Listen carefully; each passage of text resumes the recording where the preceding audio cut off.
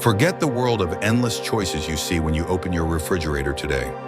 Turn off the lights and imagine yourself in the dusty, silent, and desperate America of the 1930s.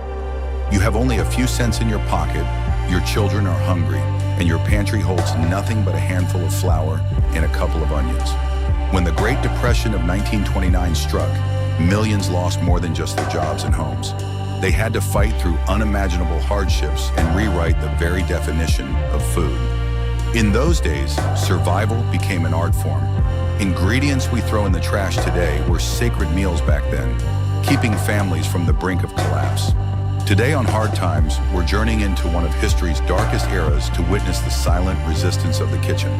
These are the forgotten poverty meals people ate to survive the 1930s. A miracle from nothing, water toast and flour soups. When everything else was gone, one ingredient reigned supreme: flour. But this wasn't for the cakes or pastries we know today. It was meant to trick the stomach.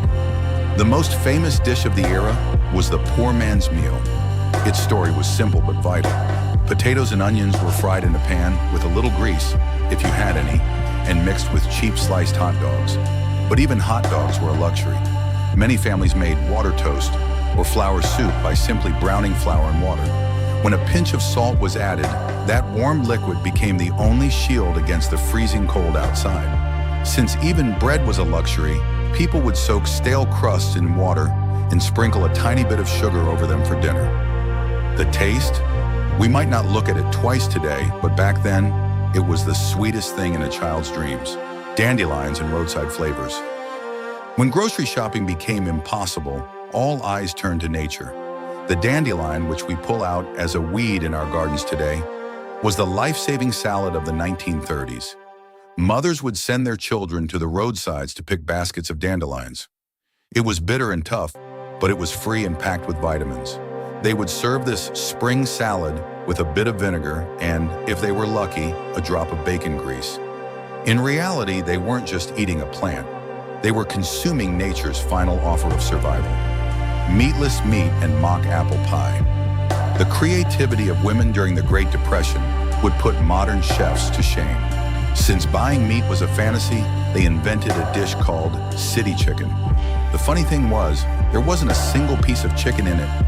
They would take cheap scraps of pork or organ meats, shape them like a chicken leg, put them on a skewer, and cook them that way, just so their children could feel like they were eating real meat. And for dessert, mock apple pie is the most legendary invention of this era. It didn't contain a single slice of apple. Instead, crackers soaked in lemon water were used. Once baked, the texture and taste were so similar to apples that people psychologically convinced themselves they were living a normal life. This wasn't just about filling the stomach, it was about feeding the soul. The secret menu of the streets, Hoover stew. The name of President Herbert Hoover had become a symbol of misery. The shanty towns built by the homeless were called Hoovervilles. And in these places, a famous dish was born, Hoover stew. Whatever could be found was tossed into a large pot.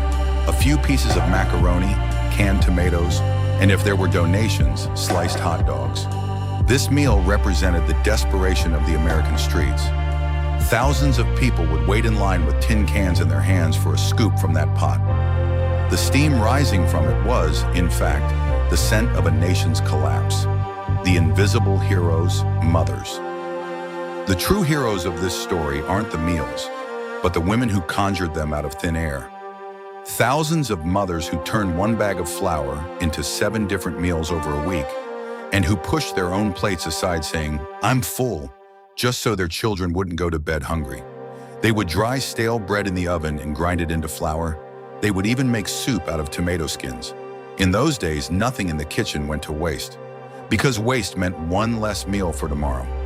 A legacy for today. When we look back at these dusty pages of the 1930s, we don't just see hunger. We see human grit, the instinct to survive, and the power of coming together around a table, even in the hardest of times.